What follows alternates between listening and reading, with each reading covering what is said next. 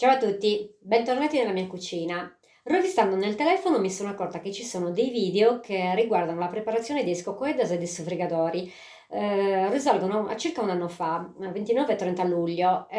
Sono tutti video spezzettati ehm, che diciamo sono ricchi di molte ripetizioni, ma anche di aneddoti. Citazioni, per cui ho deciso di riunirli in un unico video e di inserire tra essi anche uno che ho già pubblicato e che molti di voi so che hanno visto, in cui parlo sia di come si preparano i scocoeddas a quelli che si friggono, oppure si possono anche cucinare al forno, alla brace, e quelle altre invece che si cucinano al forno, solo al forno.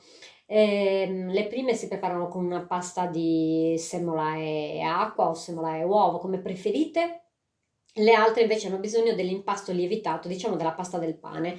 E poi parlo anche dei sofrigadori, che non è altro che una sorta di pane molto sottile, diciamo una sorta di pane schiacciato, e per ottenerlo bisogna no, preparare la pasta del pane e adesso unire un composto di patata, cipolla fritta e strutto, che non è altro che casevita, sale, che non è altro che il ripieno di scocoeddas. Quindi quando avete il ripieno di scocoeddas belle che pronto, lo mischiate alla pasta del pane bene, formate delle palline che farete riposare per almeno un'ora, un'ora e mezza in un luogo caldo, coperte, e poi le cucinerete al forno, o sulla carta da forno o anche sul cavolo. Viene buonissimo perché prende anche il gusto della foglia del cavolo. La cottura è ottimale quando diventa dorato, non ve la so quantificare perché cambia da forno a forno e in questo momento non mi ricordo esattamente quanto impiega, basta guardarlo, vi accorgete quando la parte superficiale è dorata è pronto. Ci sono anche delle imprecisazioni, delle notizie che si ripetono, tante che si ripetono e tante che non sono proprio precise. Diciamo che non sono precise dal punto di vista dell'italiano, perché sto raccontando e a un certo punto mi interrompo e non finisco la frase. Magari la riprendo però a metà del video con un altro discorso, con un altro argomento che naturalmente tra loro tutti legati.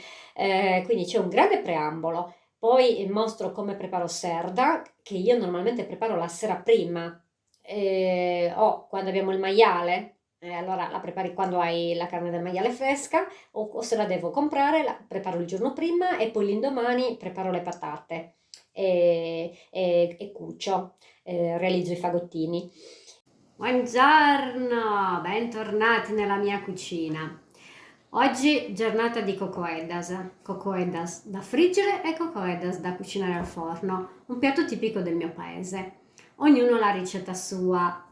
C'è chi protegge tanto la ricetta tradizionale, io vi presento la mia ricetta, quella che mangiano tutti i miei amici e quella che presento dovunque vado. Ho apportato delle modifiche alla ricetta che già preparava la mia bisnonna, e ci piacciono tanto così, per cui io continuo a prepararle. Preparatele anche voi così e anche queste, fra 150 anni, saranno un piatto tipico tradizionale del mio paese.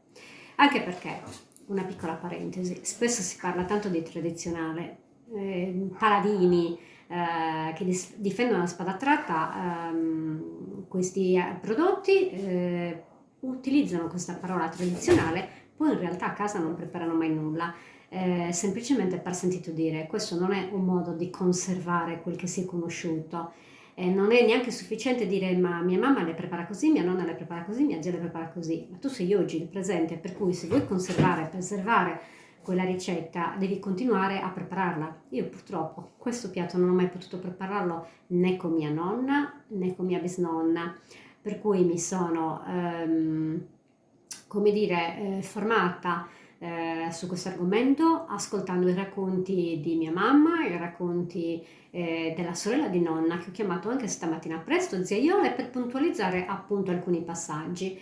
Vi dirò che cosa c'è di diverso da quello che normalmente preparano gli altri, e che però, ripeto, piacciono tanto preparate in questa maniera. Dunque, l'elemento essenziale è serda, non per niente si chiamano cocois d'erda. Ehm, E poi in comune con il tradizionale c'è anche la patata. Ora, io procedo in questo modo. Normalmente questo piatto lo preparo in inverno perché noi ancora alleviamo i maiali, li macelliamo e del maiale sapete non si butta nulla, per cui gli scarti vengono utilizzati per che cosa? O per preparare il sugo, quei pezzetti piccoli di carne noi li utilizziamo così, oppure li mettiamo per arricchire il lardo che squagliamo, trasformiamo in strutto, però una parte di questo strutto, di questo composto diciamo che mettiamo a sciogliere, non diventa liquido, rimane una parte consistente in fondo alla casseruola, che è questa, conosciuti come ciccioli di maiale che noi chiamiamo erda. Io ne vado pazza e ne ho sempre fatto delle grandi scorpacciate fino all'inverno scorso, gennaio e dicembre 2020, gennaio 2021, febbraio 2021, a preparare lo strutto ci pensava mia mamma. Lo squagliava nel caminetto, bellissimo, con quella pentola che diventava nerissima e poi lei con la magia del limone riusciva a farla diventare di nuovo brillante. E poi arrivavo io e buonissimo. Lo strutto lo conserviamo nei barattoli di vetro, mentre serda, così, pezzi interi, la conserviamo in congelatore. Naturalmente, così faccio io, così procedo io, quando vado a scongelarla, la utilizzo nel momento e poi non ricongelo più il prodotto. Ecco perché oggi, che siamo 29 luglio, sarebbe stato l'anniversario di matrimonio di Lady Diana, poverina, che triste storia, un pensiero anche per lei. Ne ho preparato un bel po' da utilizzare oggi e poi il prodotto confezionato lo congelerò, così ne avrò per un paio di mesi, tutto agosto, diciamo, tutto settembre, 2 o 3 mesi, non di più. All'occorrenza, anche all'ultimo momento, ho sempre un antipastino pronto e sfizioso. Questo è il mio preambolo. Lo so che mi dilungo, però sapete che a me piace raccontare. Ora vi mostrerò tutti gli ingredienti che andrò ad utilizzare io e vi racconterò passo passo. Naturalmente per potervi mostrare tutto ho bisogno di avere il video proiettato sui vari oggetti, i vari utensili che andrò ad utilizzare e i vari alimenti, per cui dovrò salutarvi, vi dovrete accontentare soltanto dalla mia voce. Un breve riassunto. Stamattina presto ho sciolto il grasso, ho tagliato i pezzi di grasso, i pezzi di pancetta e ho ricavato lo strutto, quindi l'olio fuso, ho separato i ciccioli e in quell'olio ho soffritto per un lungo periodo, ci ho impiegato un bel po', per i ciccioli ho impiegato circa 1 ora e mezza, per le cipolle molto, adesso non ve lo so quantificare, devono diventare un po' dorate, queste non sono dorate tantissimo, ma siccome hanno cucinato molto, per me vanno bene così. Le ho tagliate in maniera molto grossolana, perché tanto tra un attimo andrò a frullare con appunto un frullino immersione. Prima frullerò le cipolle, poi andrò ad aggiungere serda e otterrò una bella cremina, perché a me piace mangiare scoccoisi senza trovare i vari pezzetti. Ovviamente questo non avveniva tanto tempo fa, mia mamma diceva che da riccanta ce la sminuzzavano, ma visto che la tecnologia è andata avanti, la sfruttiamo. Poi aggiungerò il formaggio Casevita, Casemurgia. Mi chiedono, ma noi che non ce l'abbiamo, cosa possiamo usare? Guardate, io ho scoperto che feta è un alimento che assomiglia tantissimo a questo formaggio, quindi se siete oltremare e non avete la possibilità di procurarvi da nessun pastore questo, utilizzate la fetta. Non è uguale, però si assomiglia parecchio. Non è così difficile procurarsi questo formaggio perché i pastori sardi sono sparpagliati in tutta Italia, quindi magari riuscite a incontrarne qualcuno e gli chiedete di prepararvi questo formaggio qua. Poi io aggiungo anche del parmigiano grattugiato, questo è di 24 mesi stagionatura. Mia bisnonna già utilizzava il parmigiano, mia bisnonna classe 1888, me l'ha riconfermato anche stamattina Zaiole. E normalmente utilizzavano il pecorino. A me il pecorino non piace perché è un sapore troppo forte e preferisco mangiarlo a pezzetti. Quindi nei vari composti sia degli agnolotti sia dei scoccosi utilizzo il parmigiano, ne metto una manciata che non è quantificabile perché io lo faccio a occhio. Naturalmente se mi scrivete o mi chiamate io vi dico più o meno quanto se ne può usare, riesco a formarvi una ricetta per potervi far lavorare da soli, va bene? Aggiungo anche le famigerate uova, che neanche mia bisnonna le utilizzava. Però siccome io ho iniziato a prepararle così, perché vi assicuro che quando ho iniziato a preparare queste ricette, quando ho cercato le ricette, ho cercato di studiare questi piatti, non era così facile ottenerle. Adesso mi dicono, ma se me l'avessi chiesta te l'avrei data. Sì, sì, lo dici ora, ma io ricordo benissimo la fatica incredibile, per non parlare della fatica impressionante per poter ottenere quella del Suvaniazava, ma è un'altra storia. Quindi io in questo composto aggiungo anche le uova.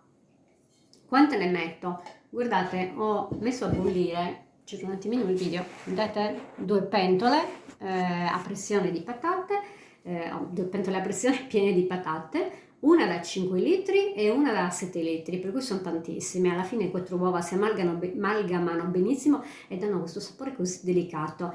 E negli agnolotti ho la certezza che venissero già utilizzate perché non solo mia bisnonna, ma anche altre persone di esercili, perché per esempio le utilizzavano la mamma e le parenti di Emilio, Bibina e Pinota Serra. Lo so per certo perché mia zia le aiutava e ricorda benissimo che all'interno dell'agnolotto ci fossero anche le uova. Bene, questo è un breve, non è un breve riassunto, questo è il riassunto. Buongiorno! Oggi giornata di cocoisi d'erda, ciccioli di maiale. Vi racconto brevemente come ho proceduto. Sono stata prestissimo e ho sciolto il lardo di maiale e un bel pezzo di pancetta. Normalmente questo passaggio lo effettuo il giorno precedente, ma ieri avevo un impegno e non mi è stato possibile. Quindi ho sciolto in questa casseruola, ho fatto sciogliere in questa casseruola, bella capiente, circa 800 g di lardo e circa 350 g di pancetta. Ho tolto la cottena, tagliato pezzettini e questo si è sciolto in circa un'ora e mezza. Poi ho tolto la parte consistente che è rimasta nel fondo, il lardo che non si è sciolto e la pancetta rosolata, e in quell'olio ho fritto tante cipolle tagliate in maniera grossolana, perché adesso andrò a frullare tutto. Prima frullerò le cipolle, poi aggiungerò serra e frullerò anch'essa. Nel mentre hanno cucinato le mie patate, come vedete sono nelle pentole a pressione, sono una pentola da 7 kg, 7 litri di capienza e una pentola da 5 litri di capienza. Man mano che pelerò e schiaccerò le mie patate aggiungerò anche sugase vita. Poi io a questo composto, una volta che avrò finito di pelare tutte le patate, aggiungerò del parmigiano reggiano con 24 mesi di stagionatura e alcune uova. Mentre per preparare la sfoglia utilizzerò semola, acqua tiepida e un paio di uova, perché a me piace la sfoglia con le uova, la sfoglia all'uovo, ne metterò poche però. Mentre per quelle che andrò a preparare al forno, stasera preparerò la pasta del pane, lievito madre già là che si sta rinfrescando, si sta rinvigorendo, quindi preparerò più tardi la sfoglia, la pasta, l'impasto, e stanotte stenderò la sfoglia e preparerò i miei cestinetti che si chiudono tipo spardulasa, tipo le formaggelle, e le cucinerò al forno. Sia questo prodotto, questa sorta di raviolino crudo, di raviolino, scusate, salato, sia le altre cocoeddas le conserverò nel congelatore. Quelle che andrò a friggere le congelerò crude, mentre quelle che cucinerò al forno le congelerò cotte. In questa maniera avrò sempre un antipastino pronto o un piatto sfizioso da presentare sia ai parenti che amici, o anche a me stessa quando rientro tardi da lavoro e sono stanca, o tardi dal nostro orto, dalla campagna eccetera, e delizierò il palato. E guardate che è molto importante ogni tanto concedersi anche un piatto molto calorico, perché fa bene la testa. Bene, troverete un altro video in cui ho spiegato tutti i passaggi e anche raccontato la storia di questo piatto. Ora chiuderò e vi mostrerò i vari passaggi e anche vi farò vedere com'è il mio tavolo, va bene? Grazie per avermi seguita. A tra pochissimo. Buongiorno a tutti, è prestissimo. Non voglio gridare perché ancora qui sicuramente c'è chi dorme e io ho un vocione. Oggi ho in programma un piatto tipico del mio paese, il scoccoè saderda. Le voglio preparare in due varianti, sia quella piccolina che si frigge e sia quella che si sistema dentro un cestino di pasta e si cucina al forno. Entrambe le posso preparare e poi congelare. Le prime le congelo crude, le seconde le cucino al forno e poi le congelo. Ne mangeremo sicuramente tante oggi e poi però ne avrò per un po' di tempo nella congelatore. In questo modo avrò degli antipastini sfiziosi all'occorrenza. Occorre parecchio tempo per preparare questo piatto e per questa ragione normalmente se ne confezionano molte. L'elemento principale del scoccoè saderda è serda, appunto, che non sono altro che i ciccioli di maiale. Praticamente io faccio sciogliere questo lardo con questo pezzo di pancetta, vedete, bella grassa. Questo pezzo di pancetta devo pesarlo, poi vi dirò esattamente quant'è. Noi facciamo un po' occhiometro. Normalmente mettevo sempre 1 chilo di grasso e 300 grammi di pancetta. Quest'anno ne ho voluto un pochettino di meno perché voglio realizzarle un pochettino più leggere, meno unte. Le farò sciogliere il lardo e la carne cucinerà insieme al lardo. Una volta che il lardo sarà completamente sciolto, scolerò, toglierò le parti rimaste della carne, quindi i ciccioli, quella che noi chiamiamo serda, e ci farò friggere tantissime cipolle, esche fresche del nostro orto, sono appena arrivate, raccolte qualche giorno fa. Sono qui. Eccole le mie cipolle. Dopodiché lascerò intiepidire il tutto e nel frattempo mi preparerò tutti gli altri componenti. Vi racconterò cammin facendo. Le patate stanno arrivando, non ce le ho ancora a casa, le sta portando il mio babbo. Le farò cuocere nella pentola a pressione e poi vi racconterò. Va bene? Adesso inizierò a tagliare il lardo a pezzetti piccolini e poi anche a tagliare la carne.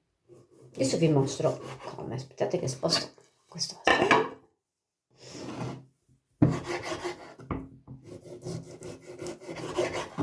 Occorre molto tempo e molta pazienza. Ecco, io il lardo lo taglio piccolino là. Per quanto riguarda questo piatto, come anche per i scruscionesi, un altro piatto tipico, diciamo che è tipico di ogni famiglia, perché il piatto si prepara dovunque, ma ognuno ha la sua variante. Anni fa era nata una vera e propria diatriba, perché io le preparo in un modo, altri le preparano in un altro. Indubbiamente abbiamo tutti in comune le patate e i ciccioli per quanto riguarda sia i scoccoesi che si cucinano al forno, perché l'impasto, il ripieno è lo stesso, anche per quelle che si friggono. Cambiano invece gli ingredienti per quanto riguarda gli agnolotti e gli scruscionesi, ma questo ve lo racconterò un'altra volta. Ecco, il lardo lo taglio a pezzetti piccolini così. Io ho deciso di fare così, ma alcune volte che non ho voglia di dedicare così tanto tempo, taglio con pezzetti più grandi. Non c'è una vera regola, almeno non c'è a casa mia. Poi stessa cosa, ecco, quindi questo è il grasso. Stessa cosa per quanto riguarda la pancetta. Ho pescato più un pezzo pure, così. Io tolgo la cotenna. Che mangiano volentieri i gatti, sono qua fuori che stanno aspettando perché sanno che quando circolo in questo stanzino quasi sempre poi c'è qualcosa anche per loro.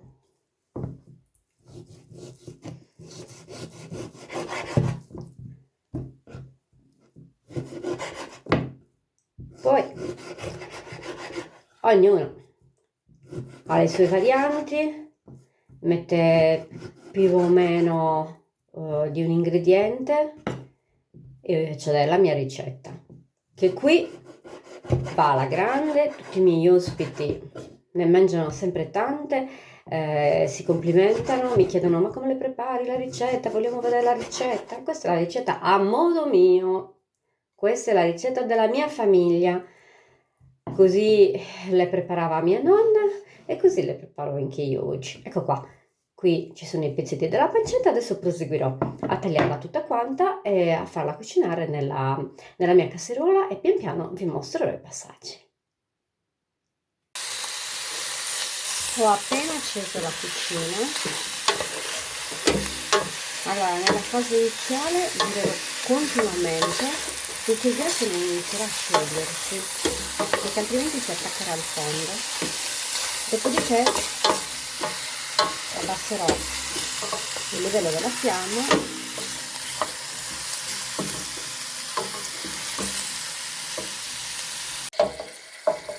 Il rumore della carne e del lardo che friggono probabilmente ha sovrastato la mia voce, semplicemente ho acceso la cucina, non ho aggiunto nient'altro, solo il grasso e la carne, e li ho iniziati a sciogliere a fiamma non altissima.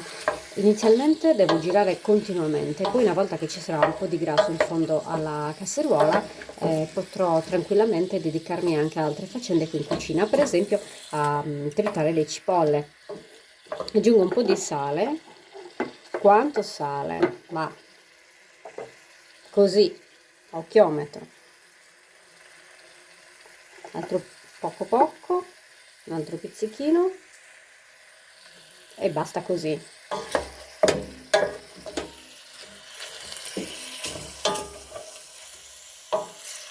Normalmente questa operazione noi la svolgiamo in inverno quando macelliamo i maiali.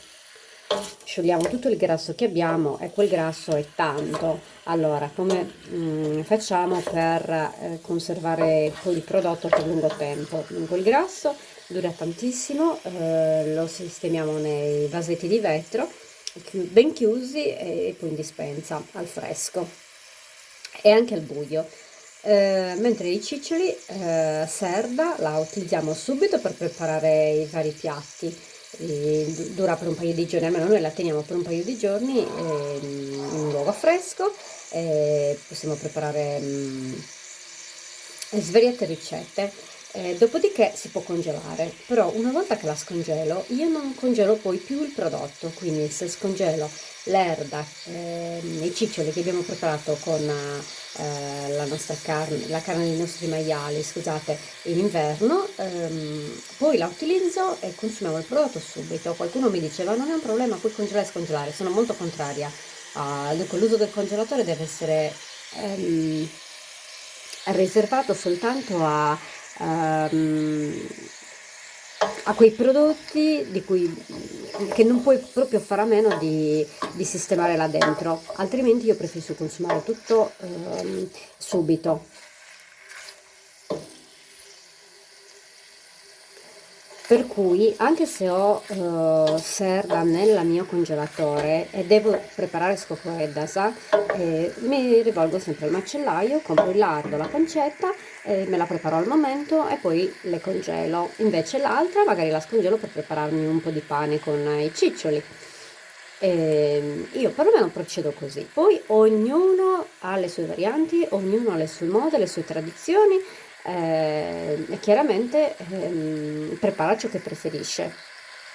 Sento spesso abusare di questa parola tradizionale, quasi come se si volesse sfruttare questo termine per rimarcare l'eccezionalità di un piatto, ma in realtà non è così, lo sapete benissimo che tante volte si va ad una sagra, ad una rassegna dove viene presentato un prodotto locale, uno può non piacere, due può essere preparato nel modo tradizionale soltanto col nome, poi in realtà è tutto un prodotto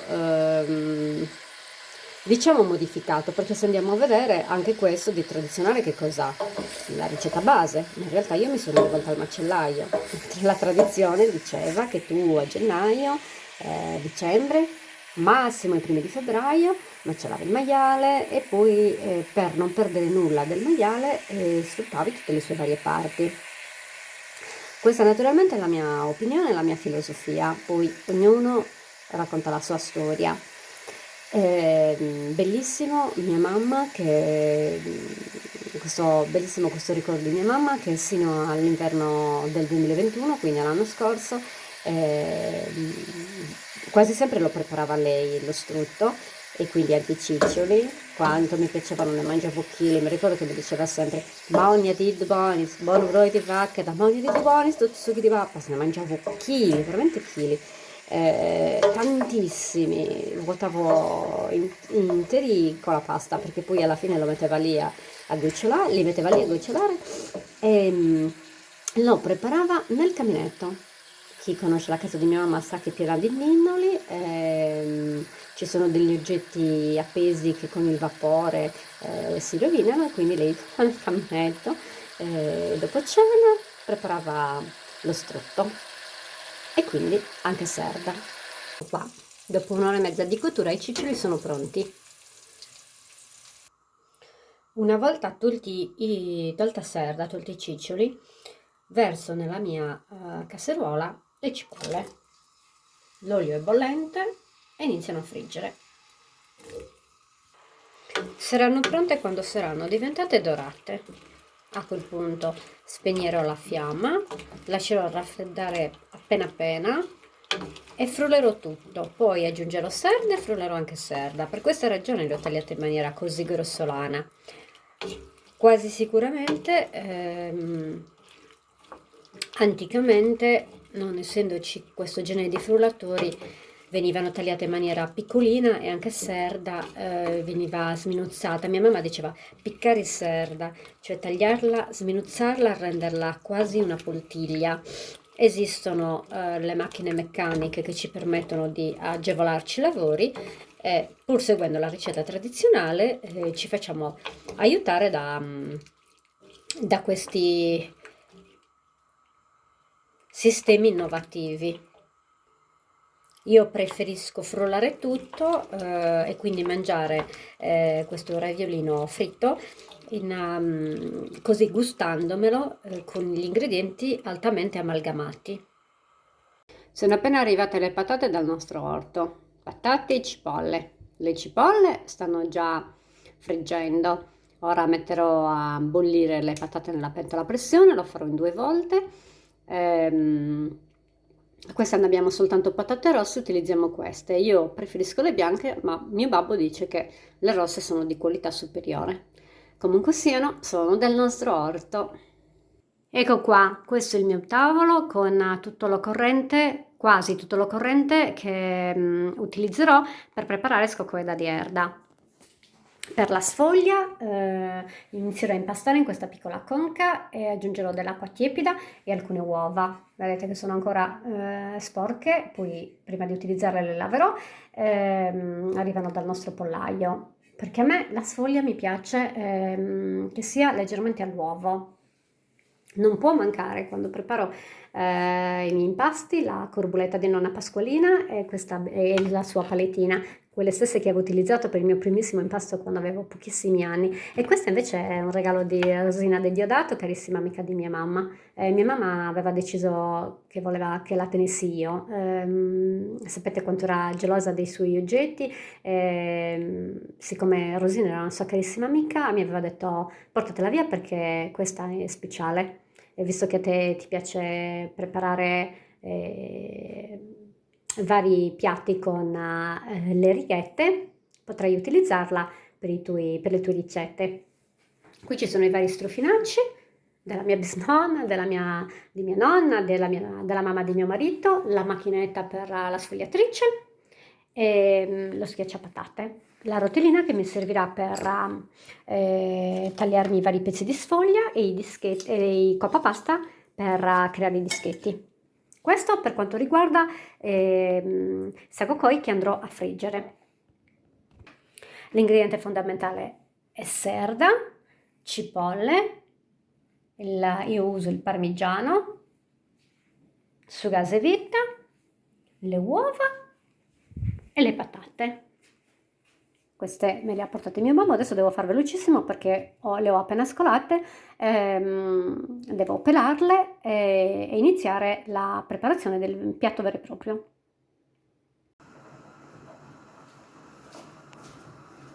Guardate un po', è arrivato l'aiutante, meno male, meno male. È arrivato l'aiutante per fortuna nel momento giusto. Avete visto? Aiutati che il ciel t'aiuta. Questo dispettoso, pesante greghettronu, utilizzato pochissime volte per preparare gli agnolotti, oggi proprio non vuole andare, non mi vuole schiacciare le patate, non si sa per quale ragione, perché ha i foretti molto stretti. Se qualcuno di voi mi può aiutare e consigliare dove andare ad acquistare uno schiacciapatate come Dio comanda, mi fa un gran favore. Allora, con questo si impiega un po' più di tempo, ma è velocissimo ed è una favola. Ho iniziato a schiacciare le patate inserendo anche su gas e vita. Nella mia cucina c'è un pochettino di disordine, ma ci credo poco io a quelle cucine perfettamente in ordine quando si sta preparando, nonostante ci siano gli aiutanti. La nostra catena di montaggio prosegue. E voilà, rincominciamo. Io sto iniziando a schiacciare le patate e su gas e vita. Ciao, bentornati nella mia cucina. Tutto pronto.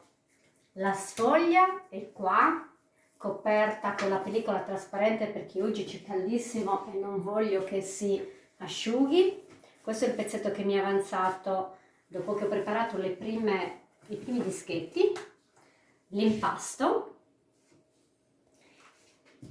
il cestino che andrà a cogliere le mie cocoette.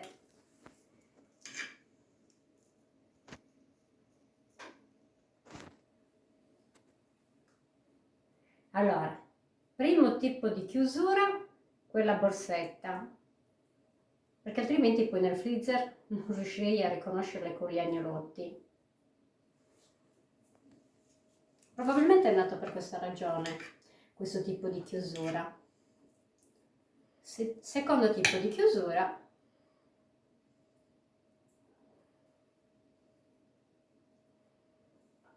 un po' piccolo questo dischetto.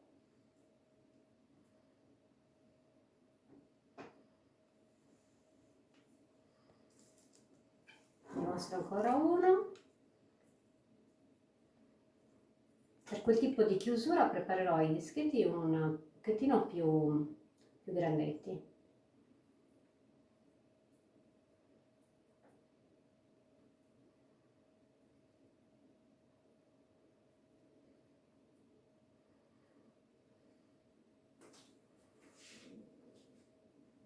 Ce ne sarà per tante ore. Ciao! Bentornati amici, bentornati nella mia cucina. Sono circondata da tantissime cocoedas che ho già preparato. Prosegue la chiusura e ne avrò per moltissime ore. Questo genere di cucitura qui in casa è nata per caso.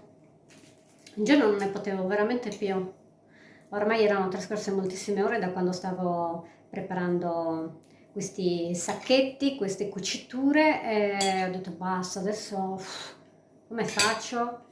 Chiudo così. E ho iniziato a girare la pasta in modo tale che il sacchetto si chiudesse senza dover preparare la spiga perché è molto più faticosa e ci impiegavo molto più tempo. Passando a Geneida dopo qualche giorno avevo notato un murales a cui non avevo mai fatto caso prima e i scocoedas che sono in esso rappresentate avevano proprio questa cucitura. Mi sono sempre dimenticata di chiedere notizie. Tuttora io non so dirvi nulla di questo genere di cucitura perché oggi lo farò, perché non ho mai chiesto alle persone più anziane. Io ho sempre conosciuto questa, la borsetta. Così mi hanno insegnato quando io oramai da parecchio, un bel po' di anni fa, avevo iniziato a preparare scocoedas. Per me è sicuramente più semplice anche riconoscere nel freezer. Molte volte mi dimentico di scrivere cosa c'è nelle bustine e queste le riconosco, sono diverse da scrugionesi che invece gli agnolotti hanno solo un codino in cima, invece questo ce l'hanno al centro. E ho anche detto che probabilmente anche in passato lo scopo fosse quello, ma in realtà i congelatori io e i sterzini li ho conosciuti quando ero bambina, hanno iniziato ad arrivare quando io ero piccola, per cui perlomeno in maniera diffusa, per cui sicuramente non era quello lo scopo. Magari preparavano nello stesso giorno agnolotti e cocoedas e non volevano che si confondessero perché magari non avevano tanti vassoi di colori differenti e quindi era necessario differenziarli invece con una cucitura. Non lo so, c'è mistero. Se qualcuno mi sa informare su questo, ben vengano le notizie, se invece le troverò io ve le racconterò. Vedete, la mia spiga è piccolina piccolina e poi è all'indentro, quindi voi non vedrete quella specie di come dire, di collinetta che si forma quando viene pizzicata la pasta. Lo vedete? Che non sporge. Non significa che queste siano migliori delle altre, io le chiudo in entrambi i modi, ma queste mi piacciono di più, sono più eleganti. Nel caso di esclusionesi qualcuno dice che è meglio chiuderli con la spiga all'infuori perché con la spiga all'indentro rimane un pochettino più duretta, ma è solo una questione di gusti.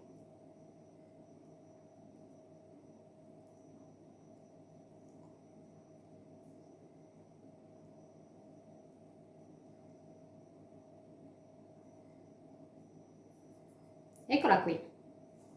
Ah, vedete la differenza? C'è una specie di collinetta e qui non c'è.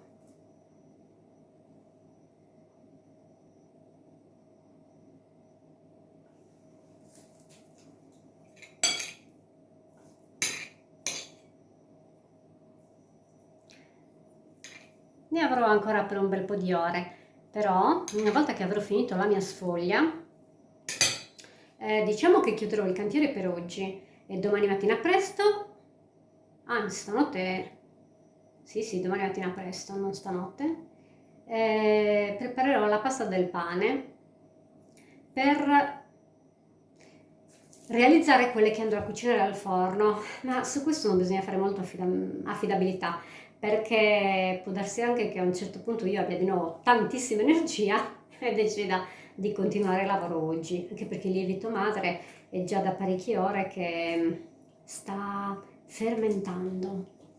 Guardate qua, belle?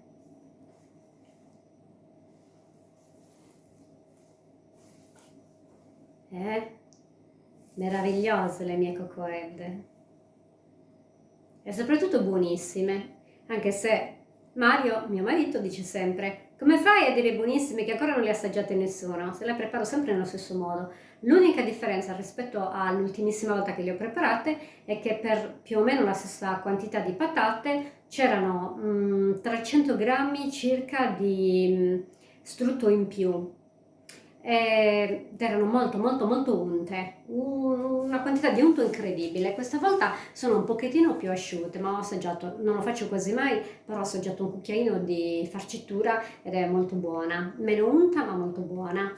Quando le friggerò vi dirò se sono davvero buone oppure se mancavano di un pochino di unto, di un pochino di grasso, non c'è problema. A breve li riprepareremo e correggeremo la ricetta, perché io principalmente cucino a chiometro, ma non ho nessuna difficoltà a darvi le indicazioni per poterle preparare anche a casa vostra, anche se abitate in un'altra regione o in un'altra nazione, perché ci sono le mie amiche spagnole, per esempio, che ogni tanto mi seguono, parlano benissimo l'italiano, capiscono benissimo l'italiano, ovviamente parlandolo, e quindi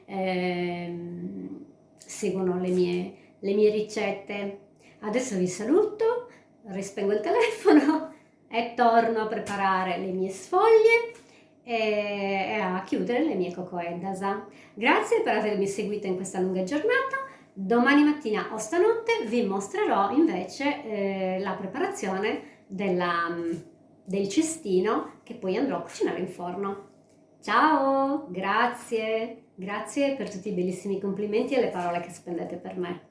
Vi voglio bene. Per preparare le mie cocoedas ho bisogno di un impasto lievitato, quindi una pasta per pane.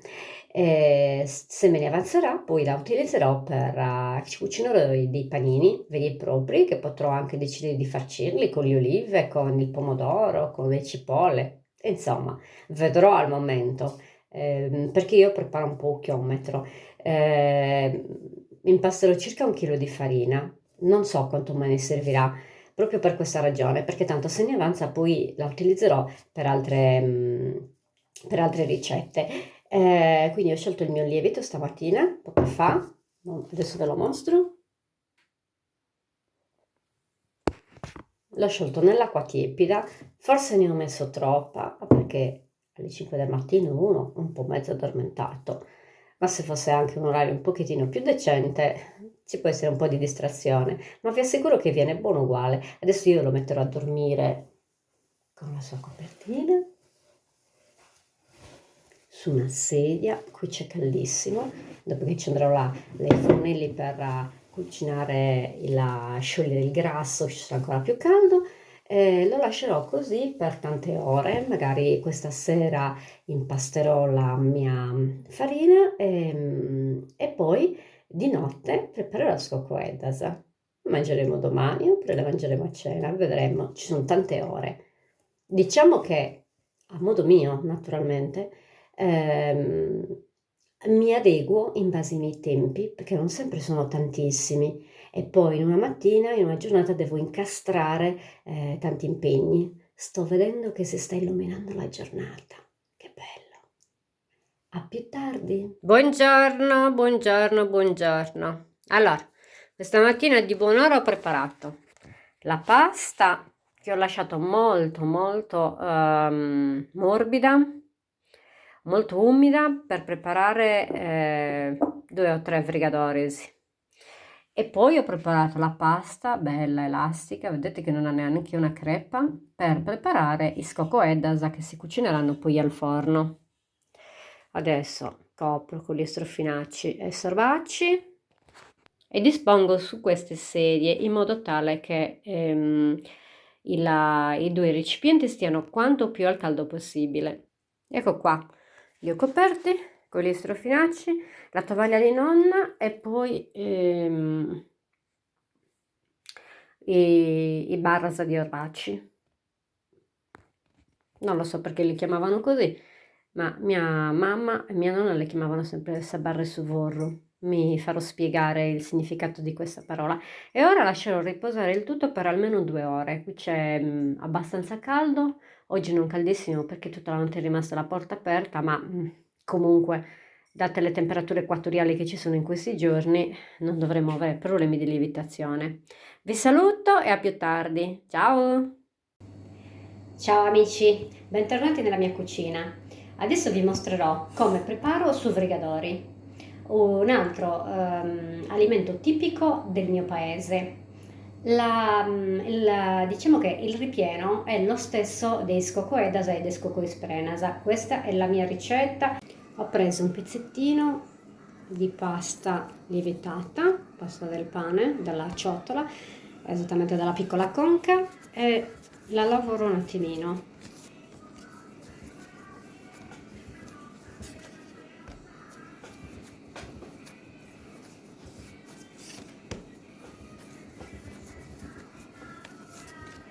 Non ha bisogno né di semola, almeno questa che sto lavorando non ha bisogno né di semola né di essere inumidita. Adesso la passo nella macchinetta e vi faccio vedere quanto deve essere spessa. L'ho passata nella macchinetta un paio di volte all'ultimo livello, quindi quello più largo, e poi al penultimo. Anch'io ero fuori allenamento, sono fuori allenamento, da parecchio che non le preparavo. Poi con un piccolo dischetto ho ricavato, con un piccolo cerchietto ho ricavato il mio dischetto. Adesso prendo un pochino di impasto, quanto? A occhiometro. Siccome è freddo ricavo una pallina, altrimenti se fosse a temperatura ambiente, perché l'impasto l'ho preparato ieri, o con un cucchiaio oppure anche con il sacco da pasticcere. Si dispone al centro e poi si chiude in questa maniera. Queste sono un po' piccoline perché il disco più grande non ce l'ho, proprio perché da parecchio che non ne preparavo. Quindi mi organizzerò per la prossima volta, però il procedimento è il medesimo. Tutto chiaro? Ciao! Ho preparato la pasta del pane, poi ne ho tolto dei pezzetti, li ho lavorati sulla spianatoia, ho steso la pasta e con un coppa pasta tondo ho ricavato i dischetti, poi ho preso un pochettino del mio impasto che è tenuto in frigorifero tutta la notte, è diventato molto solido, quindi non ho potuto usare il sac à poche, ma ho preparato delle palline e ho iniziato a preparare, a confezionare il scocoeddas, una sorta di cestino simile a quello delle formaggelle o pardulas. È il nome in sardo della formaggella. E adesso le metterò a cucinare in forno. Da questo momento in poi invece ci sono solo delle immagini in cui potrete notare sia il prodotto che ancora è dentro i cestini e sia il prodotto già cucinato nei suoi piatti, nei suoi vassoi. Spero che questo video un po' ingarbugliato vi possa comunque piacere, lo possiate comunque trovare interessante. Per adesso vi saluto, vi ringrazio e colgo l'occasione per ricordare sia a mia nonna Pasqualina, che era bravissima a preparare questi prodotti, sia zia Letizia, la sorella di mia nonna Pasqualina, che era anch'essa molto brava. Quando eravamo piccoli, più di una volta ci aveva regalato i suoi prodotti che erano gustosissimi, ce li ricordiamo tanto. Vi ringrazio, zia Letizia e zia Bruna, perché sono vissute sempre insieme, mia zia con sua figlia. Zia Bruna, come tante altre cugine, è volata via troppo, troppo precocemente. Vi mando un caro saluto e a presto. Ciao!